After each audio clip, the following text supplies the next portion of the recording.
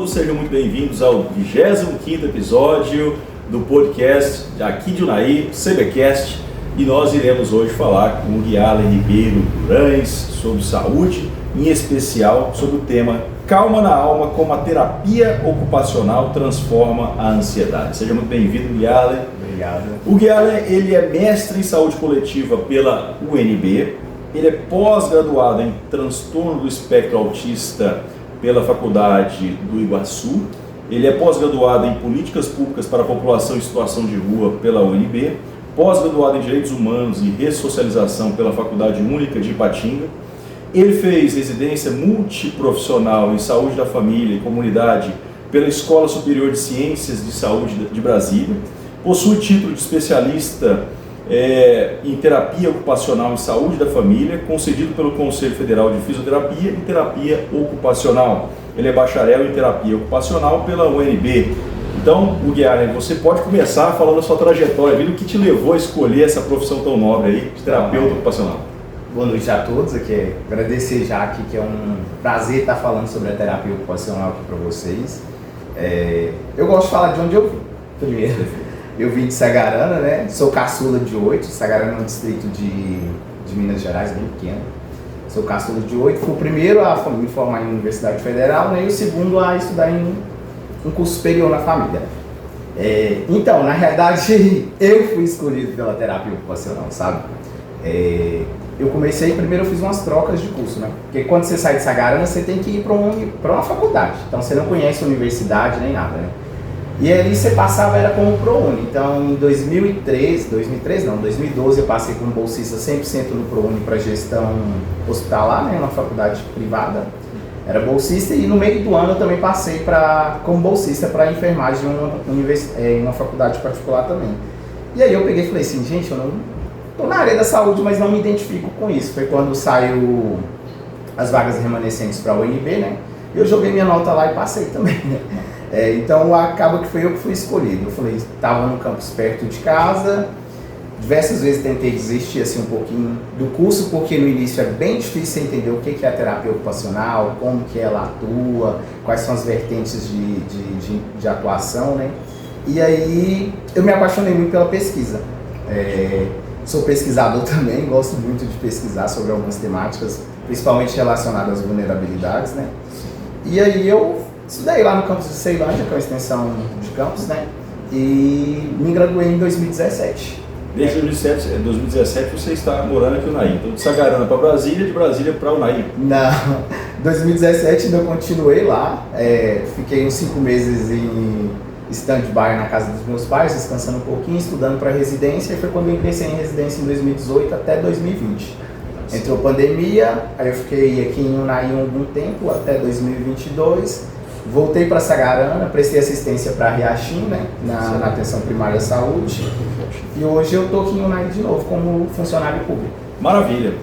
Você pode diferenciar, Guialen, a terapia ocupacional de outras profissões, como a psicologia, principalmente o tratamento da ansiedade, que é o nosso tema aqui? Sim, então, a terapia ocupacional ela surge ali no início do século XX. Em 2017 a gente fez 100 anos de profissão, então é uma profissão já bem estruturada, só que no Brasil ela veio se estruturar mais depois, né? Ali no princípio, a gente tinha como base o tratamento para ocupação mesmo, de ocupar o tempo do paciente, mas diversos estudos aí com o avanço, com as pesquisas que começaram a surgir, aí a gente tem uma vertente da terapia, que é uma vertente não, na realidade a gente fala que a terapia ocupacional ela é para todos. Onde tem prejuízo ocupacional do sujeito, tem que ter um terapeuta ocupacional lá, né? Então a terapia ocupacional ela atua para pessoas que têm déficits cognitivos, sensoriais, motores, ou que sofrem algumas lesões decorrentes de alguma patologia ou não. Além disso, dentro de algumas áreas de saúde mental, reabilitação psicossocial, algumas intervenções para adulto, idoso. Então é isso. O que a gente diferencia da psicologia é que a gente fala que o terapeuta ocupacional ele trabalha com o fazer humano, com a ocupação humana, com as atividades de vida diária, que é aquilo que o sujeito faz desde que ele acorda até a hora que ele vai deitar, inclusive no sono. Maravilha, muito bem explicado. Quais são então os sinais aí da ansiedade que podem ser tratados na terapia ocupacional? Então, assim, a pessoa com ansiedade, na realidade, ela tem todo ganho com a equipe multiprofissional, né, multidisciplinar de saúde. Cabe bem salientar também que a gente tem que separar o que é uma ansiedade aguda, né? Sim. E o que é uma ansiedade crônica, aqueles sintomas mais tipo taquicardia, a sensação de não conseguir respirar, aquela sensação de não conseguir fazer, são sintomas mais leves, que todo mundo nós temos, né? Eu tenho, você deve ter também. Em alguma ocasião na vida a gente tem. Isso. E até hoje, quando até a gente vai numa sala de aula, público, né? Até para apresentar o podcast, a gente fica um pouco ansioso, né? Então, antecipando alguma coisa que pode dar errado, né? Enfim. Isso. A ansiedade, na realidade, ela não é ruim. Essa ansiedade aguda é porque ela nos protege, é um medo. E se a gente tem medo, a gente sabe que a gente não vai fazer. Mas quando isso começa a ficar crônico, atrapalha o nosso fazer do dia a dia, por exemplo, estou tão ansioso que amanhã eu vou ter que acordar e ir para o trabalho, mas eu não queria ir. Já começa a ficar ansioso. Mas por que você não quer ir? Seu chefe brigou com você, te assediou? Não, mas às vezes ele te olhou direito, olhou de uma forma diferente e acaba que as pessoas ficam ali criando aquilo na cabeça. E quando eu começo a criar aquilo, generalizar aquilo, cronificar aquilo que atrapalha eu ir para o trabalho, eu a tomar um banho, eu a seguir com minhas vidas rotineiras, aí eu identifico como um crônico, aquilo ali como um problema que precisa ser tratado urgentemente. Perfeito. E como é que a terapia ocupacional vai trabalhar com esse paciente, então? Ansioso crônico, né, que tem aquele problema que já foi traduzido ali como um transtorno, né, já está bem patológico ou quase isso. Então, a gente trabalha sempre focado nas atividades de vida diária e na rotina do sujeito. Se o paciente ele desenvolve uma ansiedade crônica, primeiro eu tenho que conhecer a história daquele paciente. Como que é a rotina dele, quais são os afazeres dele no dia a dia, como que está nas ocupações, entender o contexto de vida desse sujeito e onde esse sujeito está inserido. Porque a gente fala que o adoecimento ele vem genético, mas eu tenho que entender o contexto do território, o trabalho que ele está, se isso está adoecendo ele ou não.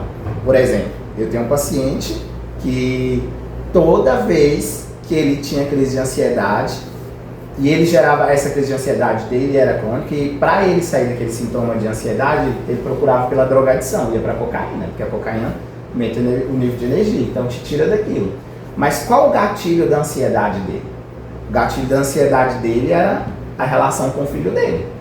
Então, se eu não tenho uma relação boa com esse sujeito, e esse sujeito me dá um gatilho, tá, e eu vou lá para a drogadição, como que eu posso resolver isso? Chegou a um ponto de falar para ele assim, ó, existe relacionamento abusivo entre família, existe relação tóxica entre família. Se é uma pessoa que não te faz bem, tá contribuindo para sua saúde? Não, porque toda vez que a gente se vê, a gente se briga e tal.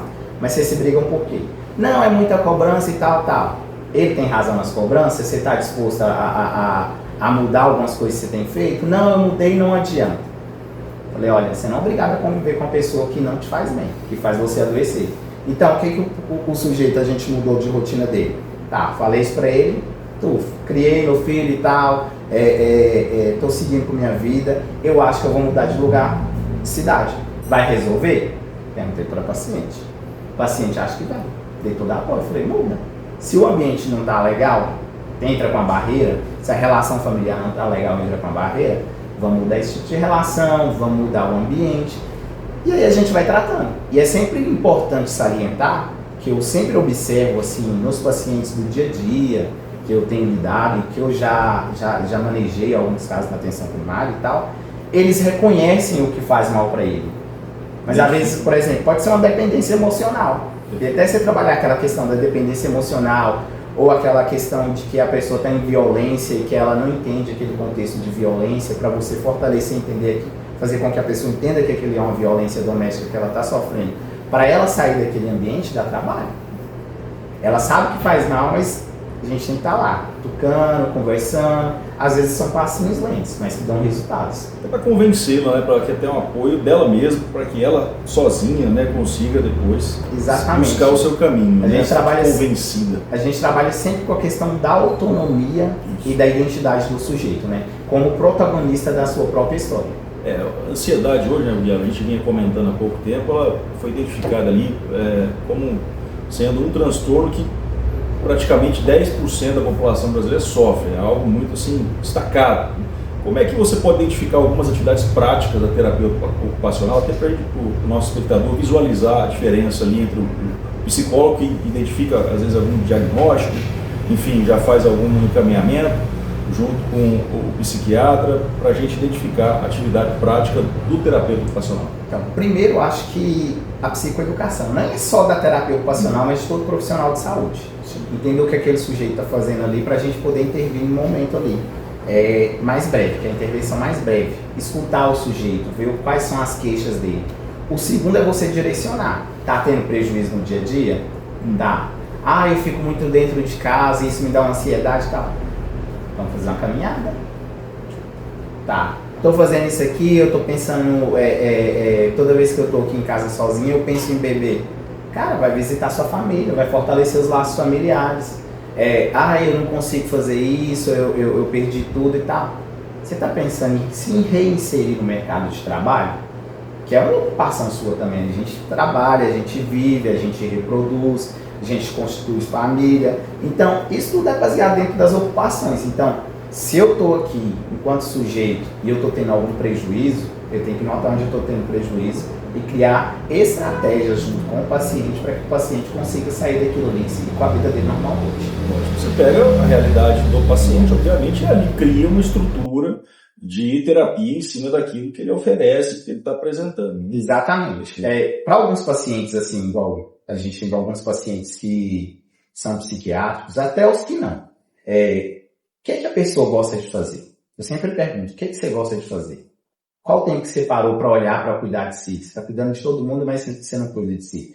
Então, fortalecer esse sujeito. Então, a gente utiliza de vários recursos. Por exemplo, dentro da terapia ocupacional, a gente utiliza como recurso terapêutico para meio, ou então para fim, para eu atingir o objetivo, atividades artesanais, pinturas, porque ali na pintura o sujeito vai poder se expressar, vai eliminar a quantidade de estresse que ele está, vai se sentir mais satisfeito, vai se sentir importante, porque é uma coisa que ele produziu. E quando ele produz alguma coisa, ele se sente valorizado. É igual na atenção primária. A gente costuma fazer algumas intervenções que são mais coletivas. Eu utilizo muito de uma tecnologia leve, que é aquela que não tem custo nenhum. Bota uma poltrona lá, chama tenda do ponto. Bota uma poltrona lá, reúne um monte de pessoas que estão lá com crise de ansiedade, idosos. Até fiz um trabalho desse em Sagarana em um estágio uma vez. E as pessoas levavam algum objeto que tinha algum significado para si. Então, quando elas sentavam nessa poltrona e falavam sobre esse objeto, e via que aquelas pessoas estavam escutando suas histórias, elas se sentiam importantes. Então, tá ali num lugar de fala e tendo essa atenção voltada para si, escutando a sua história, ela vai diminuir o estresse, vai se sentir importante, vai ter mais autonomia. Então, é isso que a gente tem que proporcionar para o sujeito. Propor meios para que ele tenha maior autonomia, maior qualidade de vida para seguir em frente. Muito bom. Você pode citar alguns casos, obviamente, sem dizer aí nomes e tudo, em que a terapia ocupacional realmente fez a diferença, a pessoa conseguiu se superar, conseguiu até evoluir para um quadro, né, totalmente, vamos dizer assim, distante da ansiedade crônica que ele vinha carregando? Então, a primeira coisa que a gente faz, assim, de algum paciente, que se eu me lembrar, um paciente de PSF, não vou citar nem o nome da cidade, nem nada. Sim, ela desenvolveu um quadro de ansiedade, e esse quadro de ansiedade desencadeou outras coisas. Aí você via, ela estava com psoríase. E essa psoríase era muito mais uma questão psicossomática dela devido ao estresse do que ela vivia dentro da família e tal. Tá. Beleza, como que você vai fazer para mudar essas questões de rotina? Qual o tempo que você está adoecendo de casa? A pessoa fala, eu prefiro ficar no meu trabalho do que ir para casa, porque eu sei que minha doença está lá dentro de casa. A gente vê isso acontecendo direto. Direto. As pessoas ficam além, e sem fazer quase nada, assim, não tem justificativa para ficar além do trabalho. Você percebe que existe alguma coisa. Então, você identifica o problema dentro do contexto que ela vive. Quando você diminui a convivência com o problema, você se sente melhor. Certo. Essa paciente, eu propus para ela, mudança de rotina, tá, vamos mudar a alimentação, vamos mudar a rotina, fazer higiene do sono, ter aquele sono mais perfeito do que é desejado, umas 8 horas por noite, né?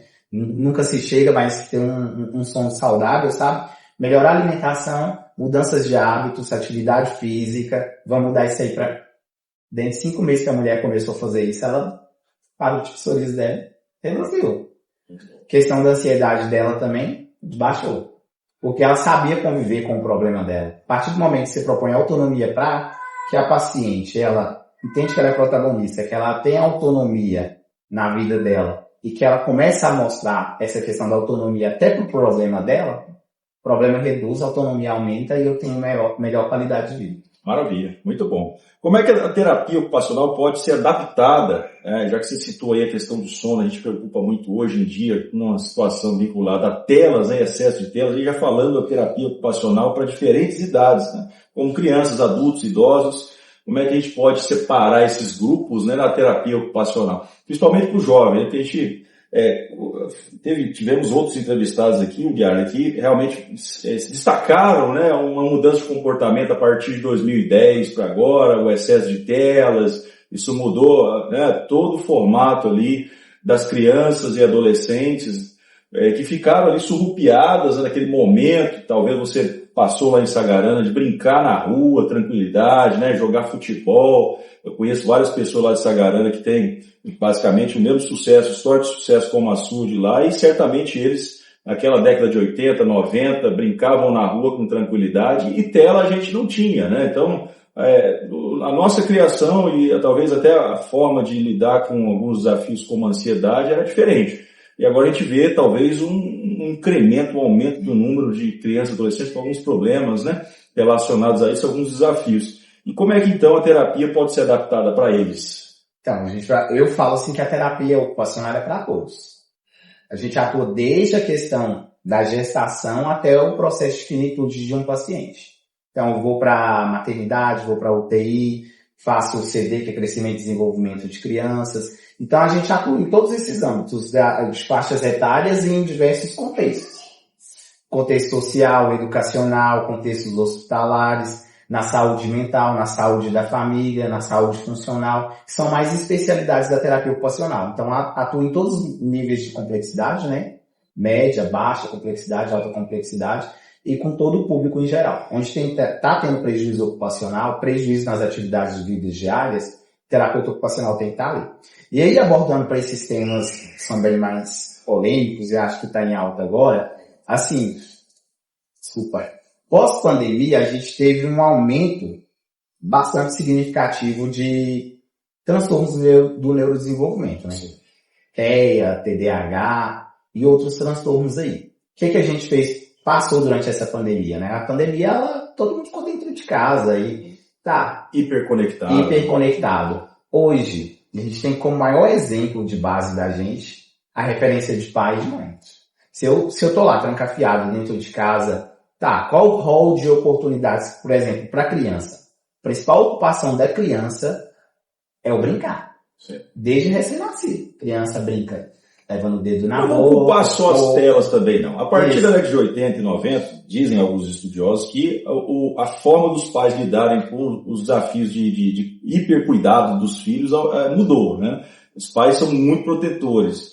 Com razão até, as cidades ficaram grandes, muito populosas, problema de droga, adição, enfim, aumentou esses problemas e os pais realmente, eles vêm a ter mais cautela, né? Antigamente a gente com 12 anos andava a cidade toda, já ia de bicicleta para tudo quanto é lugar. Hoje a gente mal deixa o filho sair na esquina sozinho, né? Então, quer dizer, antes das telas já tínhamos uma mudança de comportamento, né, do excesso de cuidados. Isso restringiu um pouco até essas atividades ao ar livre, né?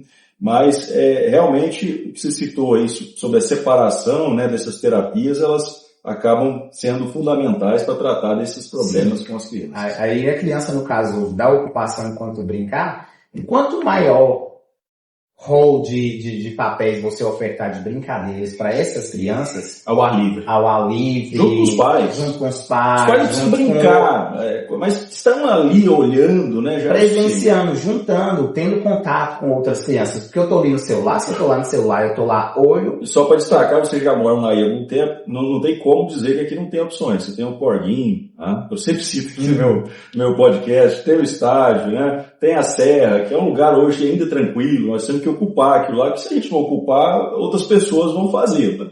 E falar nessas questões também, né, da diferença de público, você tem pós-graduação na população em situação de rua. Esse é um tema que hoje está em voga em razão do excesso de pessoas, até que o Unai aqui comparece, e que são também de Unai que tem esse problema. Eles ficam na rua, é uma população difícil de lidar, os órgãos públicos estão tentando ali fazer várias tentativas, o judiciário tem também políticas ali públicas acompanhando o executivo de tratamento da população de rua. Nós temos que ter uma abordagem adequada para esse tipo de situação, porque não é porque a pessoa é população de rua que ele é um criminoso, ele tem que ser identificado, ele tem que saber qual que é a situação dele, por que ele está ali, enfim, buscar ajudá-lo de certa forma, né? Então, como é que a terapia ocupacional pode ajudar esse tipo de situação? Então, nós trabalhamos com a questão da identificação do sujeito. Por exemplo, você citou aí que muitas pessoas ficam em situação de rua. Às vezes pode ser conflito familiar, às vezes pode ser por própria escolha de vida desse sujeito. O que o terapeuta ocupacional trabalha dentro dessas vertentes? Tá, vendo se ele está tendo básico. Alimentação, se ele está tendo um lugar para banhar, se ele não está sofrendo algum tipo de violência, mesmo submetido. Oferecer coisas que reduzem os danos para esses sujeitos. Por exemplo, a gente teve um ápice aí de uma época que os pacientes eles faziam drogadição com seringa. Então, oferece a seringa, que aí eu vou reduzir dano, vou diminuir contaminação de ISTs, oferece preservativo, faz a psicoeducação falando sobre aquilo, onde ele pode ser... E um ponto crucial, né? Você não pode achar que você vai pegar uma pessoa que tem esse perfil e esse problema e colocar numa casa. Não adianta. Não adianta. Assim... que eu posso Porque, assim, só te interrompendo, e já fazendo outra pergunta, tem projetos, por exemplo, como Banho Solidário, que aqui no Unai já começou a funcionar. Isso já existe há algum tempo lá em Juiz de Fora, começou em 2020, com a Sociedade de São Vicente de Paulo. Lá é um modelo para isso também, muito interessante. O Unai começou a ganhar envergadura, né, o projeto, tomara que se transforme em um programa. A nossa preocupação é que isso fique regionalizado, né, para os outros municípios também, para as cargas de pessoas não ficarem concentradas para Unai, mas eu creio que isso será ajustado em breve. Também seria uma alternativa, né, Elguera? Porque daí você evita... Sim, na realidade existem várias políticas públicas e projetos que eles podem ser criados. Por exemplo, eu estava na residência, na época eu tive a experiência de poder estar em um consultório na rua, que é onde a equipe multidisciplinar ela desloca uma van. Você fala residência, é a casa de passagem. Não, residência é o curso, residência em saúde da família. Ah, você fala residência. Residência é o curso, Isso. Quando eu tive curso na residência... Isso foi em Brasília. Isso. Eu tive a oportunidade de estar em um consultório na rua. Então, você faz a abordagem na rua, vê, verifica, e lembrar também que essa pessoa em situação de rua, a referência dela é qualquer unidade perto, mais próxima que ela está ali, alojada. Se eu estou, por exemplo, lá no PA, eu vou procurar a SF mais perto para poder me atender. E assim, eu não posso negar um atendimento. A gente tem outras coisas também, outras experiências exitosas, que é a questão dos centros POPs. Que lá a pessoa pode ir, tomar banho, fazer alimentação, tem vários roles de atividades lá para que a pessoa ela possa passar o tempo lá. Enquanto ela passa o tempo lá, ela está menos exposta ao quê? A violência. Esse POP é fixo, então? Esse POP é fixo. É uma estrutura, existe lá em Ceilândia, salvo me engano, em Samambaia também, ou em Samambaia, não, Taguatinga. Então, existe projetos que possam ser inseridos aqui dentro de Unai, né? Por exemplo, um centro POP aqui é maravilhoso. Tipo uma equipe de consultório na rua. Porque muitas das vezes, assim, da experiência que nós temos enquanto profissionais é que, por exemplo, o paciente chegou lá na assistência social. Aí chuta o paciente em situação de rua para um CAPS. Muitas das vezes o paciente nem tem dependência de uso de substância. Não faz sentido, né? Não faz sentido. Então já tem outro problema, né? Às vezes tem um estigma, né? Acha que a população de rua é por conta de drogadição. Exatamente. Aí, às vezes o problema da pessoa é um problema social, não é um problema de saúde. Então, o que está mais gritante é o de saúde, vamos resolver. Mas se tiver mais gritante é o social, tá? Ou de saúde mental não ligado à drogadição. A drogadição. Exatamente. Mas o modelo lá de Juiz de Fora, o estilo lá de Juiz de Fora, e a cidade é muito grande, assim, tem mais de 500 mil habitantes, e você quase não vê, realmente, assim, as pessoas muito acumuladas, assim, num certo praça, tem muitas praças lá, local verde e tudo. Me parece que o projeto surtiu um efeito lá depois. Eu fui lá agora recentemente, em 2024. A gente não vê muito, assim, é uma cidade relativamente tranquila. Você pensa, perto do Rio de Janeiro e tal, mas não é assim. Eles têm um acolhimento muito grande também, igual ao perfil do unaiense também. Eu acho que esses projetos todos são válidos e tem a chance de dar certo. Se a gente unir, por exemplo, em vez de criar um POP centralizado no local, chamar os profissionais para comporem tem um ônibus do Banho Solidário, para que eles possam lá, né, se integrarem com as atividades, porque tem uma linha, né, que ele faz, isso é bom até para as vizinhanças, para o impacto, né, para o impacto social grande, para todo mundo. Né? Toda forma de cuidado ela é válida. Quanto mais você oferece a questão de rol de profissões para aquele sujeito que ele está em situação de rua, você identificar quais são as demandas dele, eu posso estar ali, por exemplo, a demanda da pessoa é uma demanda, vamos supor, relacionada à questão de limitação de movimento. Então, essa pessoa tem uma lesão de ombro, não consegue tomar um banho. Tá, como que eu, terapeuta ocupacional, posso ir lá junto com esse pessoal do banho, adaptar essa questão do banho para ele? Tipo, a gente utiliza muitas tecnologias assistivas para intervenções de pacientes, né? Então, vamos só para deixar claro para a população, eu sei que é muito pouco tempo para falar de um projeto igual esse que você está falando, POPs, Banho Solidário, é que isso aí não exclui a atividade policial e segurança pública, né? Exatamente. O indivíduo vai ser identificado, vai fazer ajudar, você identifica a pessoa, consegue tirar ali se ele tem um antecedente, se tem um mandado de prisão em aberto, né? Enfim, se ele fizer alguma ameaça, vai ser preso, vai ser levado ao tratamento jurisdicional correto. Quer dizer, isso aí ajuda você a abordar a pessoa para saber quais são as intenções. Exatamente. Quem nunca teve algum bêbado ou a pessoa na porta de sua casa ali e não soube como, né, atuar? É pra você aprender como abordar o indivíduo, né? Muita gente vai querer enxotar ali sem saber, né, a identificação, sem trazer ali um contexto, né, adequado para abordar aquele indivíduo. E o banho solidário, outras alternativas, ajuda até isso. Muito, ajuda pra caramba, porque você identificando o sujeito, muitas vezes as pessoas... Eu falo de identificação, não só de identificação documental, mas de identificação dele quanto pessoa. Isso, o histórico. O histórico daquele sujeito. Como que ele se porta, como que ele se apresenta, qual que é a história de vida daquele sujeito lá, né? Então, se eu entender a história de vida do sujeito, fica melhor até para eu fazer uma intervenção, fazer alguma conduta. Diário, o papo é muito bom, aqui a gente tem muito assunto para lidar, o tema terapia ocupacional para mim é muito novo, confesso, a gente tem, né, ainda bem que você está aqui, eu acho que é também a situação de vários espectadores, né, e obrigado por ter comparecido aqui, explicar um pouquinho da sua atividade, certo? E, obviamente, né, a gente tem que sempre dizer, ele é de Sagarana, terra do Guimarães Rosa, né, onde ele escreveu vários livros, várias obras, Sagarana mesmo inspirada na obra, né, tem Grandes Sertões Veredas, que todo mundo tem que ler, né, acho que a gente pergunta lá pro pessoal da região, pouca gente leu. Leiam 3 vezes, viu, para entender. Você tem que puxar a orelha do pessoal lá, né, você pergunta, você leu o livro de Barão? Né? É leitura obrigatória. Assim, a leitura é complicada, a gente tem que colocar isso, mas o livro, ele precisa ter uma insistência, você tem que ir lendo, tem que ir buscando, tem que ir se esforçando ali. Do meio pro final você vai começar a entender. Porque tem uma linguagem bem diferenciada, uma linguagem típica, né, do sertanejo ali, né, e aquilo faz você, às vezes, ter alguma dificuldade inicial, mas é uma obra que vem pessoas de fora, por exemplo, para Sagarana, para conhecer o trajeto, conversar com... Lá na Barra da Vaca, tem um projeto, Arinos, tem um projeto, não é querendo divulgar não, mas é um projeto sim, social. Pode ficar tranquilo. Existe um evento chamado Caminhos do Sertão. Sim. Que é de Sagarana ao Grande Sertão Veredas. Então, eles fazem esse trajeto, aí vai aquelas experiências de cultura, onde ele sai de Sagarana, né, e vai para Grande Sertão Veredas, que é o Parque de Chapada Gaúcha, né. Então, tem essa experiência bem bacana.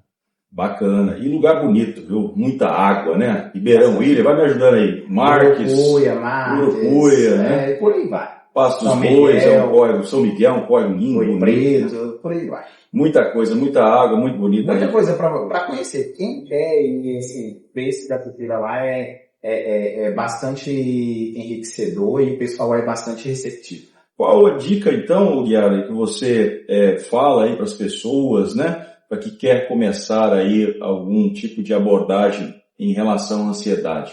Você pode recomendar? Então, mudanças de rotinas, né? Dentro da terapia ocupacional, no caso, se você for fazer com terapeuta ocupacional, procurar um profissional que esteja qualificado. ver se tem registro no conselho, porque a gente tem umas formações agora, por conta do autismo, mais precárias, que vem uma formação EAD, você não tem um contato da experiência do outro, do território, e acaba que essas faculdades elas não oferecem estágio.